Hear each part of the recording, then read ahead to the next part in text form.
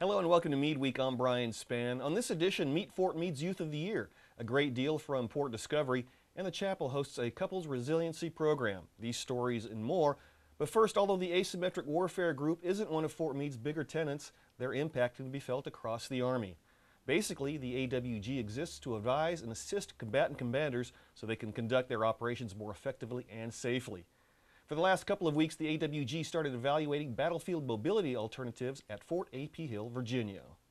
We are conducting this type of training for our operational advisors to have them with an experience level across a lot of different platforms, the motorcycle being the first one. Once that's complete, we intend to participate in the network integration exercises at Fort Bliss, Texas to prove the concept to the Army. For this particular evaluation process, the AWG got assistance from some members of the 18th Airborne Corps. Really what we're looking for is to expand our mission set, as I explained before, but then also provide a precedent for the rest of the Army. Not only are we looking to expand our mission set, but we're looking to set an example to say, hey, we can take a 20-year-old specialist or a 21-year-old E5 and we can teach this guy, or this soldier, how to do this, and we can teach him how to do it effectively and safely, and really with a lot of lethality. Sergeant Major Griffith says motorcycles are just the beginning. The motorcycle is the first of many attempts to explore alternative mobility capabilities for the Army, both in Afghanistan and worldwide. On next week's edition, a closer look at what makes the motorcycle a great alternative in battlefield mobility. Meanwhile, in other news, the Fort Meade Chaplains Office is hosting a free workshop as part of the Couples Resiliency Program.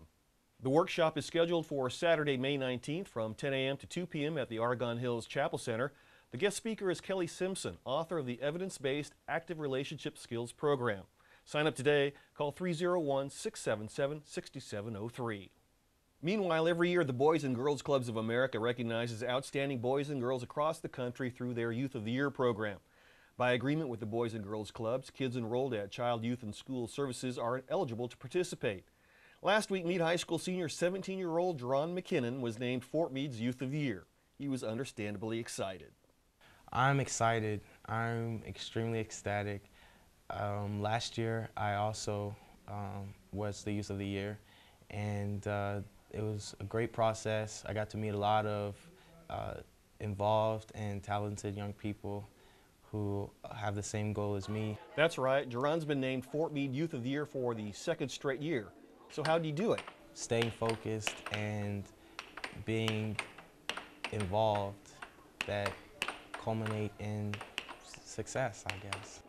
As you might expect, Jerron is involved all over the school and teen center, but his passion is poetry. Well, I'm very, very fond of poetry. So I host poetry nights here, open mic nights as well.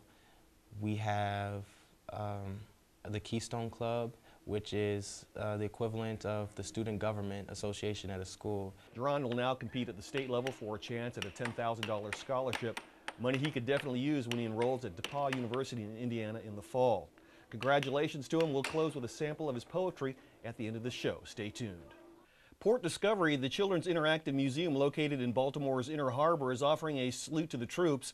From now through May 28th, service members and veterans with proper military ID will receive a free admission to Port Discovery for themselves and one guest. For more information, go to their website at www.portdiscovery.org. Finally, if you're catching Meade Week before Sunday, May 6th, then you still have an opportunity to catch the 26th annual Massing of the Colors. Staged by the Military Order of the World Wars, this year's event brings together color guards from the military, local and state police, and scouting organizations.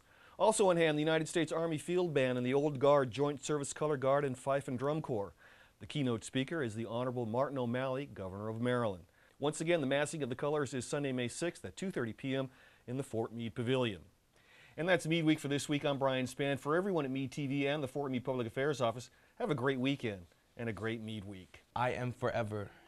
I am not frail. I cannot be stopped. I will not fail. I will never lose my stride nor my strive to prevail. My confidence and pride provide my means to excel. I am fierce when I am tested. I am reliance. My reign defines chains. Now bask in the glory that it brings. I am courage. I am lion. I am the omnipotent king. Thank you.